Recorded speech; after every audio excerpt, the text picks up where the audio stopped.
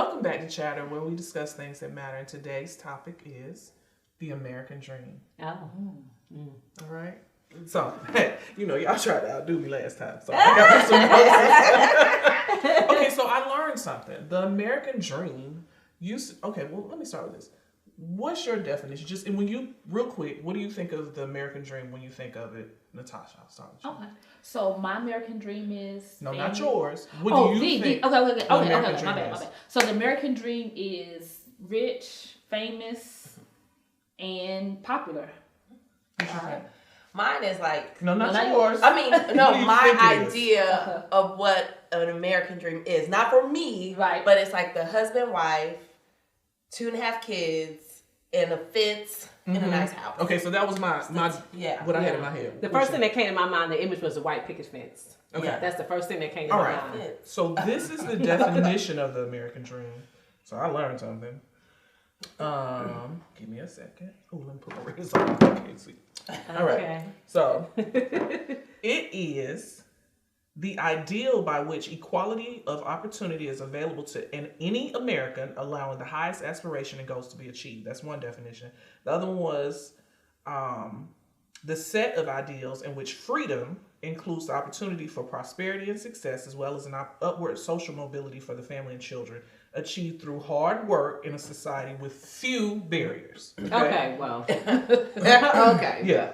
So what I learned though was that was not always the definition of the American Dream. Mm-hmm. The American Dream used to be about democracy and the whole country having this freedom. It was basically about freedom, which makes sense because if you think about how the country was quote unquote started for white men, it was their freedom. Yeah.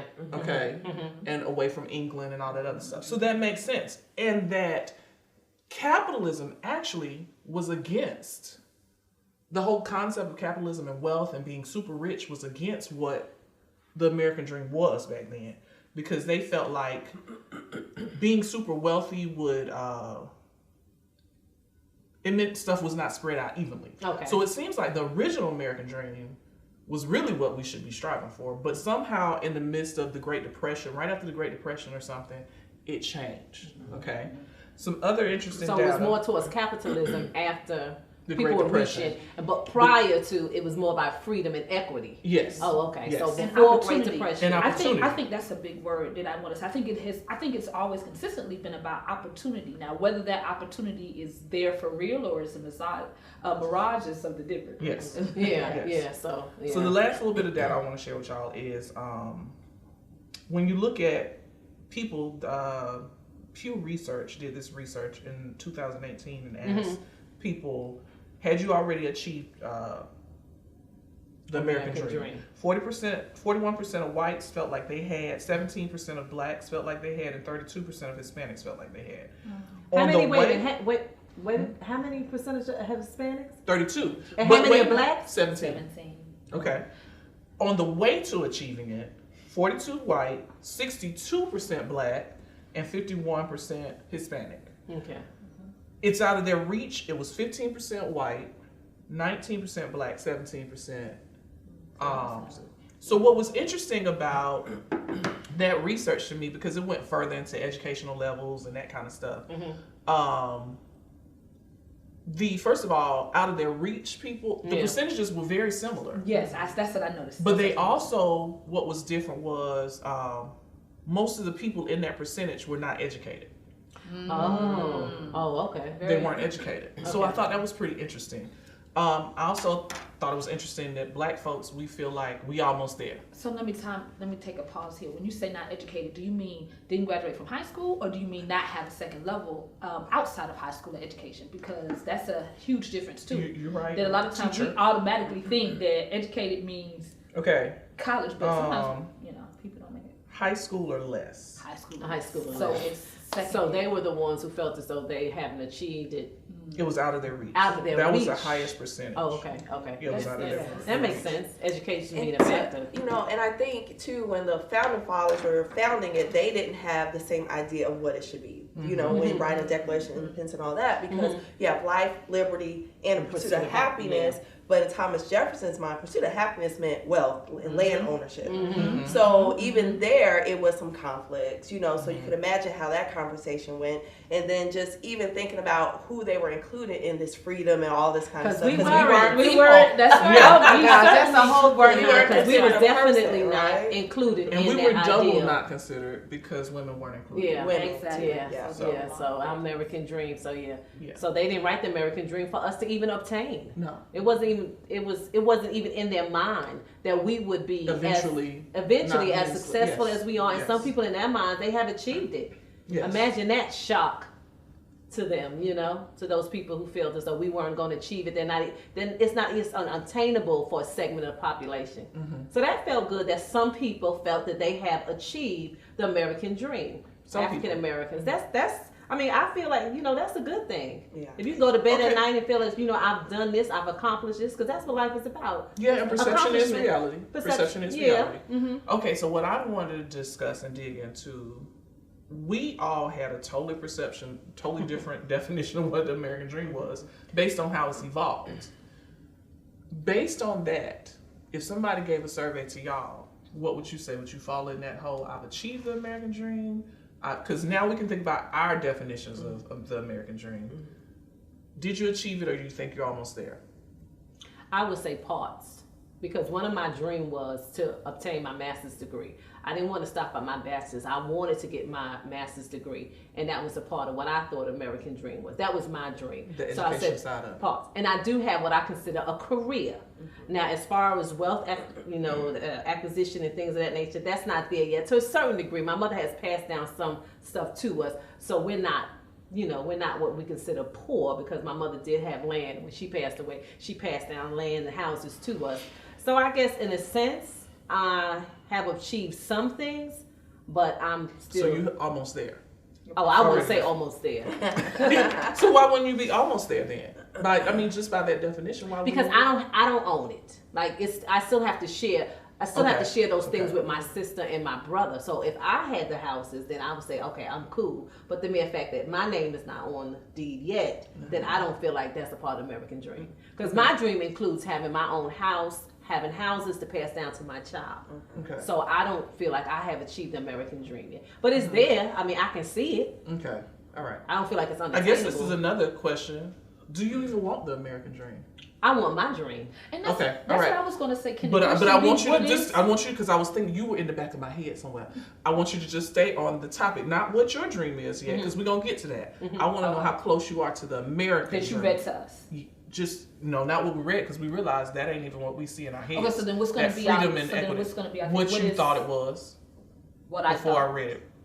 Okay. Oh, Okay. white picket Okay. fence. No. The white picket fence. Because when I think of Okay. white picket fence, like Lydia said, I think of the husband, the wife, and the 2.5 kids. Yes. Okay. No. Okay.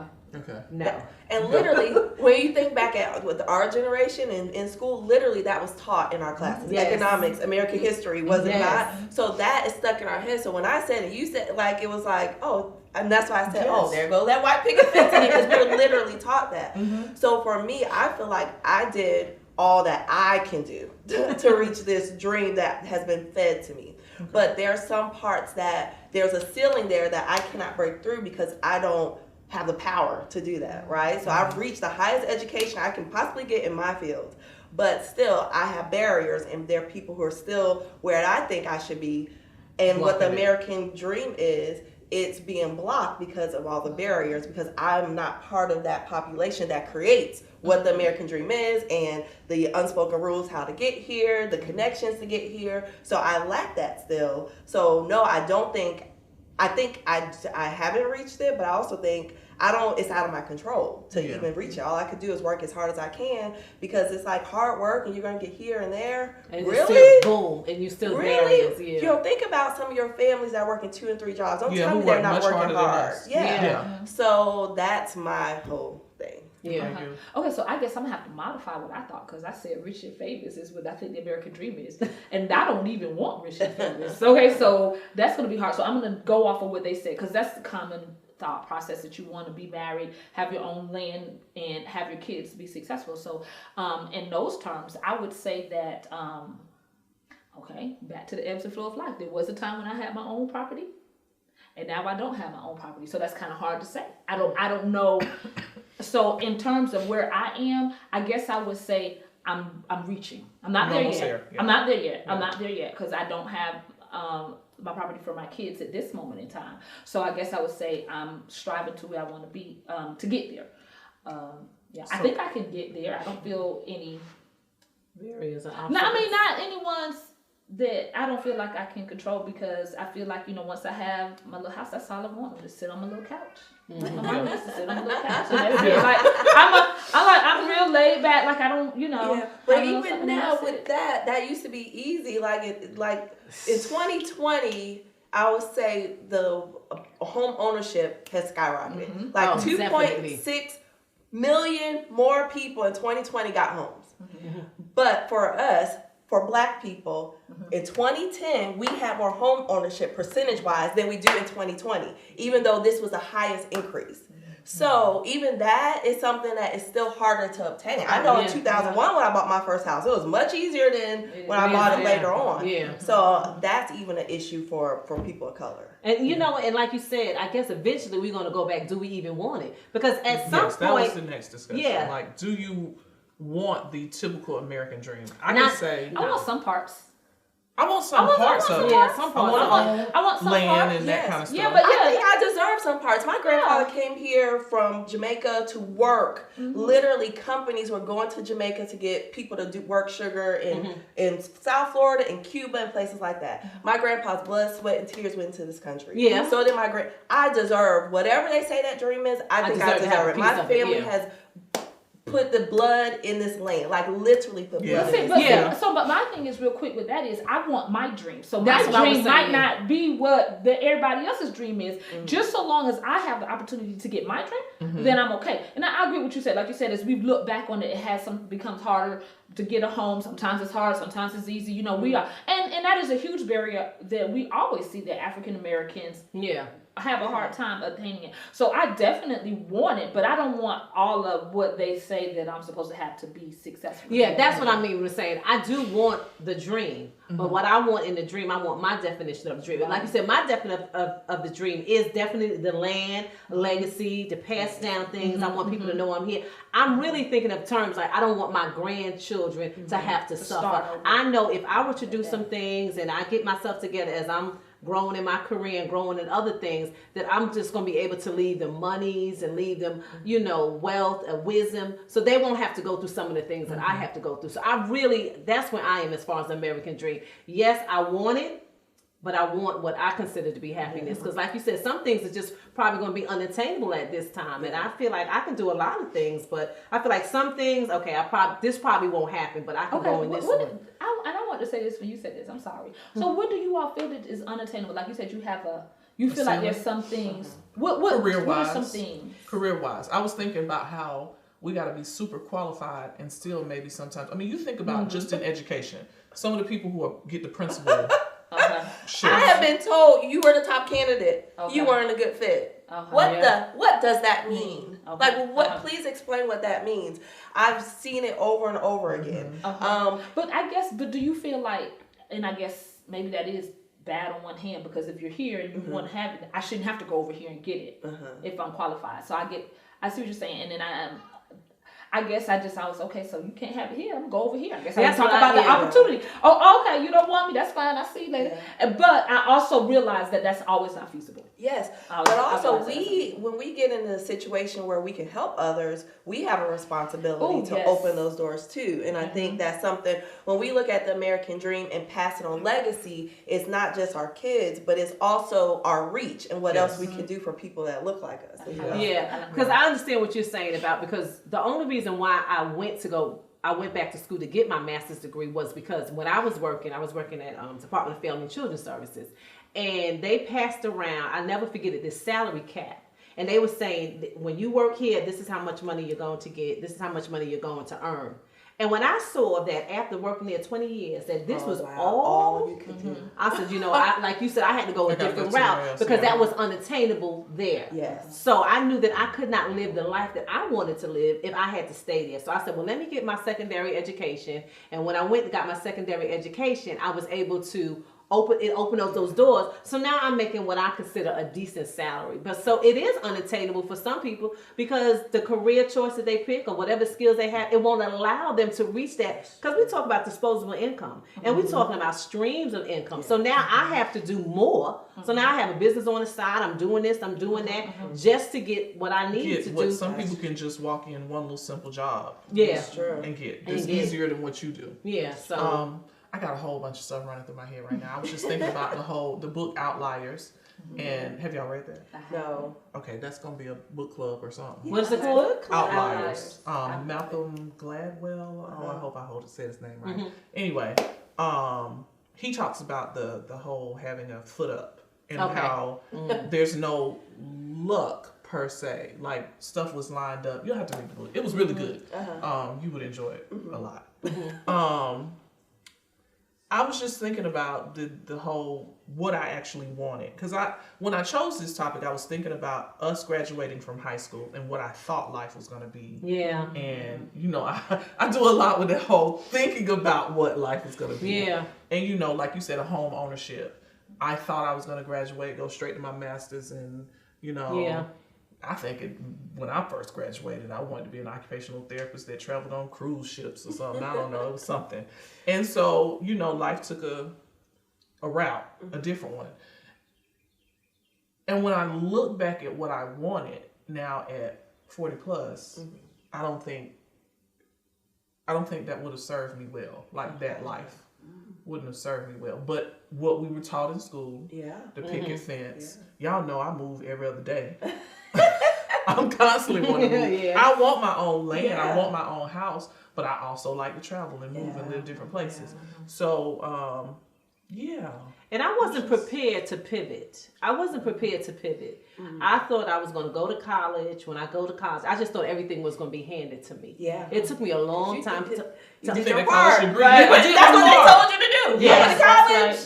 You went to college. Everything is just going to come. Even the husband, all the careers, the opportunity, the abundance, all these things were going to come. So I had to prepare myself like, Joanne, this is not going to happen. And it took years. So, no one told me that, okay, if this doesn't work, it was like I was never given a plan B. I wasn't given the instructions for a plan B. So it wasn't maybe until I was 35 or close to my 40s, I was like, well, this is not working for me. Because I'm still thinking it's going to happen. The right degree, the right career, it's going to happen. So I know I wasn't prepared to pivot. And now since I'm like, okay, so this is what I have to do to achieve the American dream, what I consider the American dream, where I have a legacy, I can pass down the land, because I'm always thinking about the person behind me. I'm always thinking about Devin. I don't want him to have to go through obstacles. And I don't care what anyone said. Money solves a lot of problems. It does. Money and influence, it solves a lot of problems. Knowing the right people. So I'm like, okay, so now, Joanne, now I'm thinking, okay, so now this is what you have to do. You have to work hard in this area. So you have to probably brand yourself. So now you have to use your gifts, not just your skill. So now I'm like, okay, I got it. So now it's like, I got it late, but I still got it. So thinking about college, what do y'all think about college now? For us, it was a necessity. What do you think about it now? Well, for me, it was a necessity only because I always wanted to be an educator. That's the only reason. But I started in Academy of Finance in high school. And when I was a junior, I had to work at a bank for an internship. By my senior year, bank vice president was like, hey, we got you right here. Stay here. We will send you to school, get a career in banking, all that kind of stuff, and get your certifications. Wow. Literally. And as this lady's talked about, I will never forget, we were in the parking lot. Her diamond is flashing in my eyes. She had a Mercedes Benz. She back in the day, the spray curlies in her hair, the wind is blowing. And I'm like, so I didn't have to go to school to obtain those things that she had for college. But see, I knew that because in South Florida and in New York, they really push blue collar, the tech and all that kind of stuff. It wasn't until I moved to Georgia where it's this college prep is the thing to do in high school. So for me, I've always taught my kids about having a certification, having having a skill. Yeah. So, but for me personally, college was, I just didn't have a choice because I wanted to have an academic career. So, so that's why you didn't take that opportunity, because in your mind you wanted to have an academic career. Yeah, I wanted to be a teacher. Oh, you wanted to be a teacher. And working in a bank to me was kind of boring and stuff like that. Oh, okay. And so, but I always knew I wanted to be a teacher. But when I started at FAM, I did business, economics, and education. So I had like a major and 2 minors because I said, well, at least I could teach business. Yeah. And if that doesn't work out, I can work in business. Yeah. So I just think that, for the American dream, for a lot of people, I think you have to define it, but you also have to go after it. And you have to know how to go after it. See, we weren't given those steps. We weren't given those strategic steps. We would go to school, go to college, boom, it'll happen. It was like, no, now you have to bring, and then you have to network. You have to intern now. And you have to intern, and you have to network. And, it wasn't really about, I always heard the phrase in my house, it's not what you know, but who you know. Yeah. But nobody told me how to get to the who I know to get what I want. Yeah. But then on top of it, if you're able to pay for your kids to go to college and then come out with student loan. If you have a couple of properties when you retire, you get sent to a home that they can sell off and then start with a leg up. My peers that are white, let me tell you, we all work the same jobs, but their bank account look way different than mine. Their house looks way different, and when they get real and have those real conversations, they say, my dad invested in Apple back in 1980. My dad had 8 properties. Or my dad just financed land. my loan. Yes, or my dad financed. A lot of people my age who have kids, they are those loans are in their names, not in their kids' names. So their kids are starting ahead of the game. And that is so true. Deirdre and I talk about that all the time. The difference in how we start and what we start. We are always starting, and you've mentioned this, we are always starting behind the 8 ball. I had this conversation in my office just the other day with my coworkers. Yeah. And, she was complaining about some things she had to do, and it was going to cost her $14,000. I was like, oh, you're going to put that on layaway? I did. I literally asked her that. You got a payment plan? They're going to give you a payment plan? She's like, oh, no, my daddy's going to take care of it. She's married. She had her kids, and her dad is going to take care of those trees. That didn't happen in my marriage. Yeah, but that didn't happen. Yeah. What I am proud of, and I can say that we have finally caught on. Like we understand so we can now. We can educate, and the generation under us, they're teaching us. Yes. I don't know where they got that information from, but that what they call chutzpah or whatever they call it, they just have it. Like they're not sitting around waiting on anyone. They're not waiting on job applications. They're not sitting by the phone waiting for anyone to call them. They're making it happen. But they also know their worth. Let me tell you. Even just hiring a tutor, like people, there's a lady who she's been teaching 30-something years, and her rate is $30 an hour. These little kids in high school, first year in college, be like, oh, I'll do that math, $50 an hour, $60. They are wanting to be paid their worth. And they don't care. They don't have the experience. They like, pay me. And I think we're still learning that. Yeah. I've gone in and been asked to do diversity training, stuff like that. There's one time I sent, the principal said, well, send the secretary your rate and, whatever. I sent it. The secretary's response was, is that all? I said, no, wait, ma'am. I'm sorry, I forgot to. And I added $3,000 to it. She was like, okay. Yeah, right. Okay. I was going to give 4 hours of my time, but then when I thought about it, I have 22 years of experience in education. I have 4 degrees. I've had all these experience. That is what you're paying me for. You're going to pay for it now. Yeah. Now that I know that, and I'm learning it from these little kids that want you to pay them $75 an hour to teach math, and they only took 3 math classes. Okay, so let me give you a better one. My son is making what I'm making. Come on now. My child is making what I'm making. And I'm like, you good person. And it didn't even dawn on him like and let me tell you something, that's his starting salary. And that speaks to your legacy. And it is. Yeah. And that's with your eyes right there. And I do. But let me tell you, that speaks to them. Like you said, they know their worth and their American dream. They was like, no, we don't have to worry about y'all giving it to us. We gonna take it. We gonna take it. That's a whole nother topic that we're going to have to get to a whole nother time.